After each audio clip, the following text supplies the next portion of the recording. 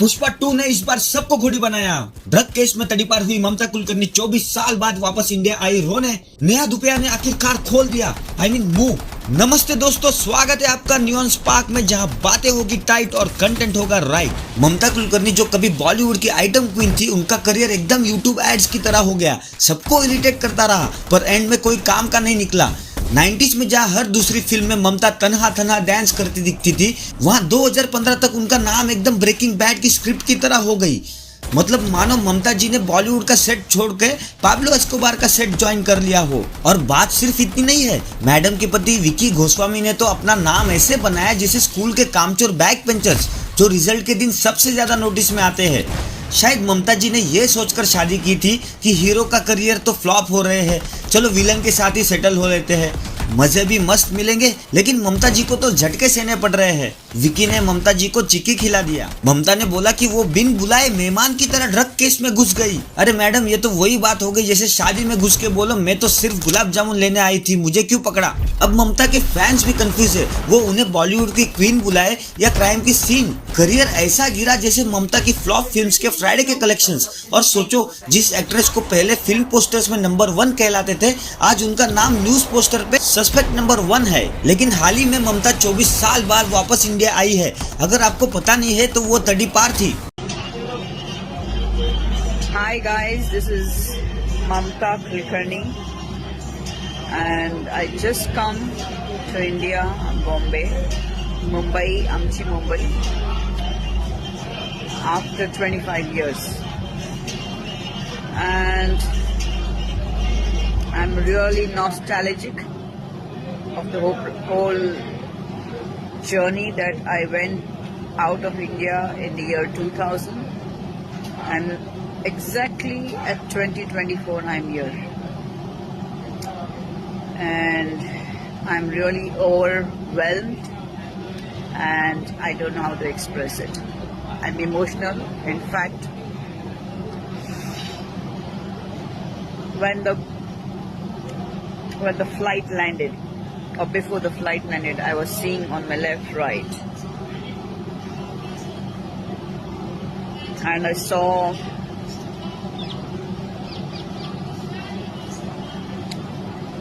my country from the top after 24 years, and I became emotional. I had tears in my eyes. I kept my foot outside International Mumbai Airport. And I again became extremely overwhelmed.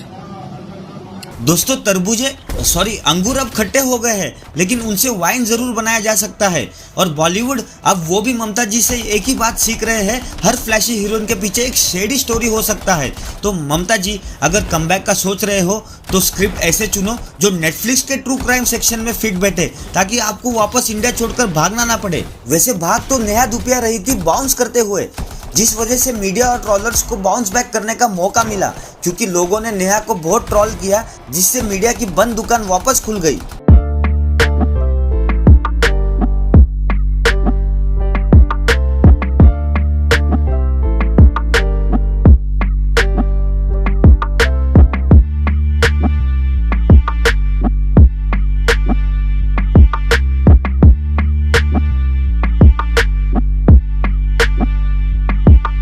Neha को लगा था ऐसे भागने से नए fans मिलेंगे, लेकिन नए बच्चों ने उन्हें 19 फैंस में ढूंढना शुरू कर दिया।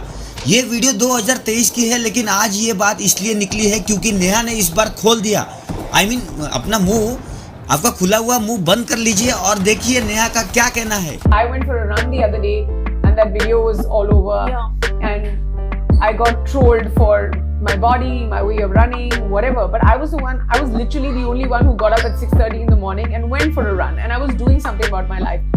Do all the comments make a difference to a point where the next morning I don't get up and take the same route? Of course I'm going to do it. Because I know what it's done to me. I know that it's done me good. And I'm going to make a difference to myself. वैसे दोस्तों, नेहा का सही कहना है, हमें किसी को भी ऐसे ट्रोल नहीं करना चाहिए। बेचारी चेन का सांस लेकर भागने के बजाय चेन लगाने में फोकस कर रही है। चेन तो पाकिस्तान की उड़ी हुई है। उस दिन से जब वो भारत से अलग हुए थे, ना खड़ा कर पाए I mean अपने आप को ना ठीक से बॉम्ब फोड़ सके और अब तो ठीक से उड़ भी नहीं पा रहे हैं। पाकिस्तान के पैराग्लाइडर ने चीफ गेस्ट पर लैंड किया। पाकिस्तान का हौसला, पाकिस्तान का यकीन, सलामी का खूबसूरत अंदाज। पहला जंपर भी आपके सामने जमीन देखा कैसे ये सीधे चीफ गेस्ट के अंदर घुस गया। लगता है ये ह्यूमन बॉम्ब बन के उड़ने का प्लान कर रहा है, इसलिए उड़ते उड़ते इसे अपना मिशन याद आ गया। कमेंट्स में लोगों ने तो बहुत ट्रोल किया, जैसे एक ने लिखा it was a demo for fidayeen attack, Pakistan got talent और इनको कश्मीर चाहिए। Bro going towards Kashmir and suddenly takes U turn. दोस्तों आप भी कमेंट्स में बताइए कि आपको क्या लगता है और साथ ही साथ मुझे सब्सक्राइब भी कीजिए। वैसे यू टर्न तो सलमान खान के फैन को लेना चाहिए था। दोस्तों सलमान खान मुंबई के दादर में शूट कर रहे थे जब एक फैन ने उन्हें देखने के आस में अंदर घुसने की कोशिश की।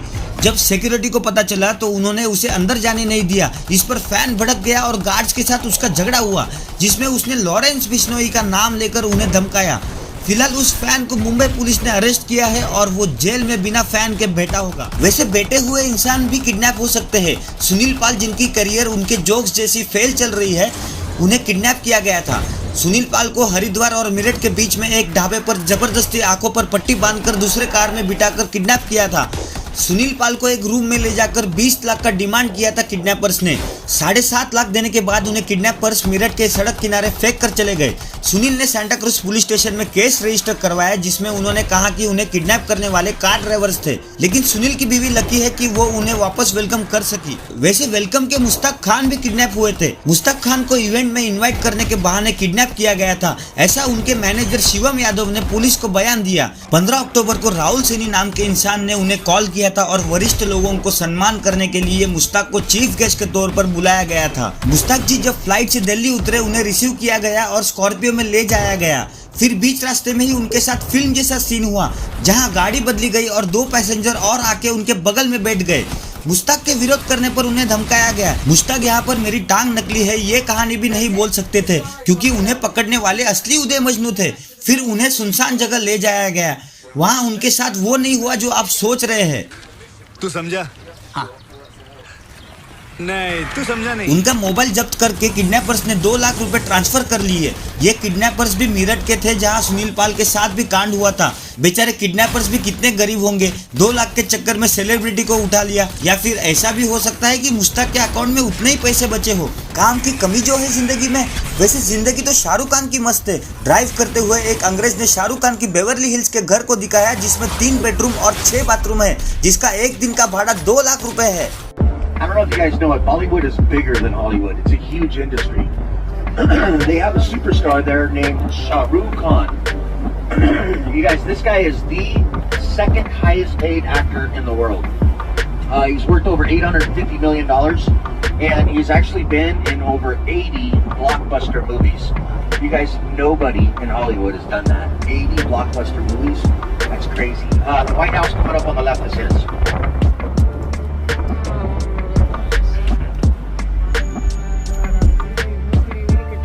Nice little 3-bedroom, 6-bathroom.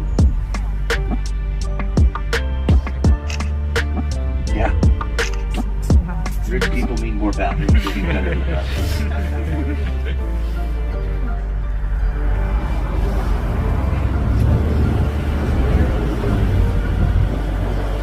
पैसा ही पैसा होगा। क्या बढ़िया था। मैं क्या करूं, फिर जॉब छोड़ दूं?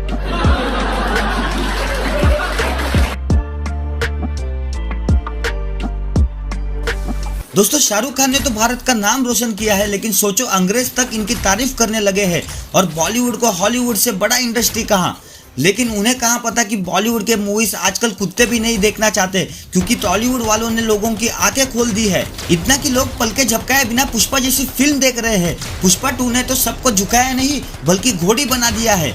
दोस्तों पुष्पा 2 द रोल रिकॉर्ड्स पे रिकॉर्ड्स ब्रेक करते जा रहा है। पुष्पा 1 का फर्स्ट डे कलेक्शन था 71 करोड़, लेकिन पुष्पा 2 द रूल का फर्स्ट डे कलेक्शन है 270 करोड़, जिसने ओपनिंग कलेक्शन में बहुत सारे मूवीज को बोल्ड आउट कर दिया है, जैसे RRR 223 crore, Baahubali 2 the conclusion 217 crore, KGF chapter 2 165.37 crore, काल्की 161.50 crore, Salaar part 1 cease fire 145 crore, Leo 144 crore. और ऐसे ही बहुत सारे मूवीज है जिसको पुष्पा ने पार कर दिया है। पुष्पा नाम सुन के फ्लावर समझे क्या? फ्लावर नहीं, फायर है। पुष्पा पहली पैन इंडिया मूवी है जिसने ये रिकॉर्ड बनाया है। पुष्पा 2 500 करोड़ में बनाई गई थी और 4 दिन में ही 800 करोड़ कमाया है, जिसमें से 529 करोड़ उसने इंडिया से कमाया है। पब्लिक रिएक्शन से तो ऐसा लग रहा है कि बॉलीवुड वालों को चौपाटी पर पानी पूरी बेचना पड़ेगा। कोई एक्टर उसको टच नहीं कर सकता, अभी वैसे लेवल पे पहुंच गया वो। बस इतना ही बोलो। पुष्पा 2 मूवी, सॉरी ये पहला मैं कंधा उठा लेता हूँ। पार्ट 1 में मेरा कंधा झुका हुआ था क्योंकि मैं मूवी देख के ही आया था और मुझे पसंद नहीं आई थी।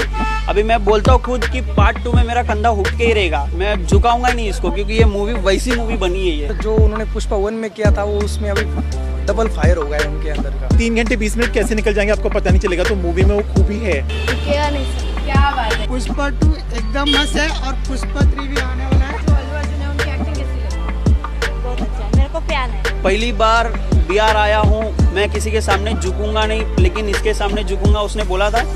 और अभी बिहार वाले सब उसके सामने झुक जाएंगे, पूरा वर्ल्ड उसके सामने झुक जाएगी। उसका परफॉर्मेंस वैसा था। रश्मिका मंदाना पार्ट 1 में नॉर्मल एक्टिंग था उसका, उसके पैर में पड़ती थी। पार्ट 2 में वाइफ रोल आया उसका। बॉलीवुड सच में रोने वाला है या उनमें अभी भी दम बचा है इस मूवी के टक्कर में कुछ नया बनाने का? आपको क्या लगता है कमेंट्स में बताइए और सब्सक्राइब जरूर कीजिए। वैसे सरप्राइज के मामले में भी टॉलीवुड वाले कम नहीं है। आपने कभी देखा है कि भाई की फिल्म लगी है और भाई खुद थिएटर में आए हैं लोगों को ग्रीट करने?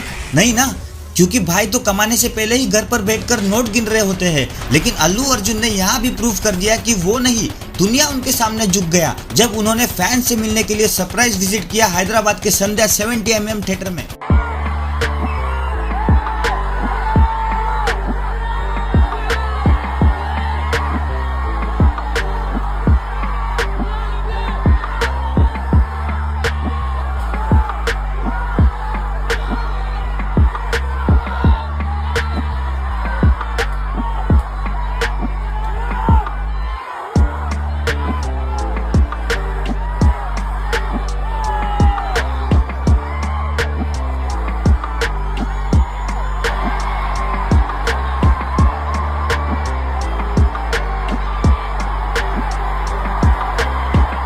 देखा, कुछ रिपोर्टर्स के साथ प्रेस कॉन्फ्रेंस करना भीड़ नहीं होता, ये होती है असली भीड़। लेकिन इस भीड़ की वजह से प्रॉब्लम भी हुआ, क्योंकि अल्लू अर्जुन को रियल में देखकर लोग पागल हो गए और अपने आप को कंट्रोल नहीं कर पाए, जो सच में गलत है। इंडियन लोगों की यही खासियत है कि वो शांति से कुछ नहीं कर सकते और जो शांत है उन्हें भी ठीक से जीने नहीं देते। रेवती नाम की 39 इयर्स की औरत इस भीड़ में कुचली गई और उनका मौत हो गया, जिसकी वजह से बहुत लोगों ने अल्लू अर्जुन को क्रिटिसाइज किया। अल्लू अर्जुन गुड बुक्स के साथ साथ बैड बुक्स में भी चले गए जब उन पर और उनके सिक्योरिटी पर केस फाइल किया गया रेवती के फैमिली की तरफ से। थिएटर वालों पर भी केस हुआ, लेकिन उनका ये कहना है कि अल्लू अर्जुन बिना इन्फॉर्म किए वहां टपक गए, जिस वजह से वो भीड़ को कंट्रोल नहीं कर पाए। वैसे किसकी गलती है और किसकी नहीं ये भगवान जाने, लेकिन अल्लू अर्जुन ने इस घटना को लेकर दुख जताया। Firstly, I would like to say condolences to the entire family. To Revati gar family ki condolences from me and the entire team of Pushpa.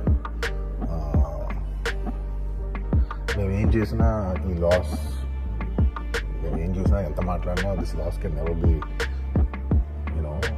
Never be covered. And మా సైడ్ నుంచి what we would like to say is that we want to tell you that we're emotionally there for you. మీకు ఏం కావాల్సిన, మాకు కుదిరంత శక్తిలో మీకు ఏ help కావాలన్నా ఎలా కావాలన్నా we'd like to tell you that we'd like to be there for you. And నా తరపు నుంచి I'd like to donate an amount of rupees 25 lakhs. It's just as a goodwill gesture. అంటే నేను మీ వైపు I'm there for you.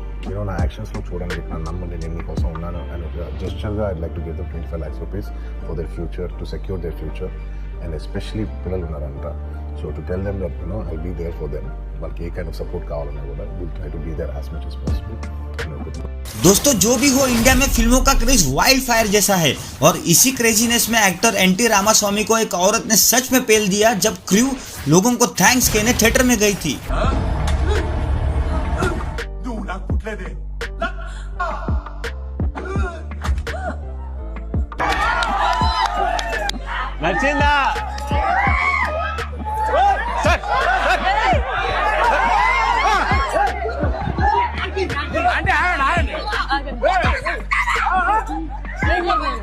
Hey!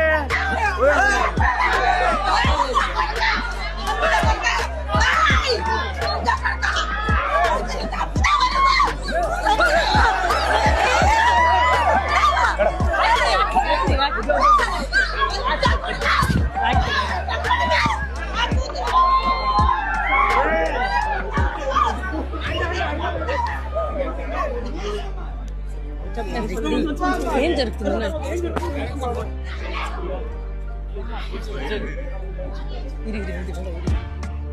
तो देखा आपने, इस मूवी के सीन ने आंटी के दिल और दिमाग को हिला डाला और वो संतुलन खो बैठी उस एक्टर को सामने देखकर। इससे क्रेजी थिंग क्या हो सकता है। डायरेक्टर और एक्टर्स को फिल्म का फीडबैक ऑन द स्पॉट मिला, वो भी 7 स्टार। शायद रामास्वामी को भी पहली बार अपनी एक्टिंग का दम पता चला होगा। ये पब्लिसिटी स्टंट था या सच में हुआ था, ये आप कमेंट में बताइए और मुझे सब्सक्राइब भी कीजिए। वैसे एक्टिंग का असली दम इस आंटी ने भी दिखाया है पुष्पा के रूप को देखकर।